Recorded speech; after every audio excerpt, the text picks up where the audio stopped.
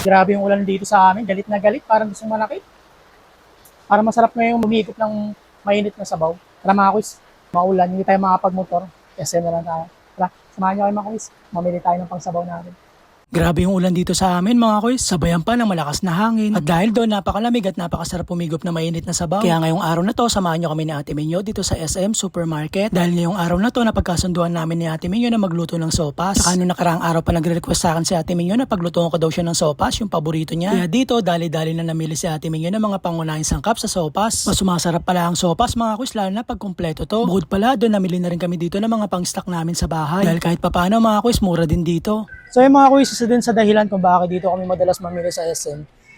Mura din talaga, lalo na yung mga sibuyas, mga bawang, gano'n.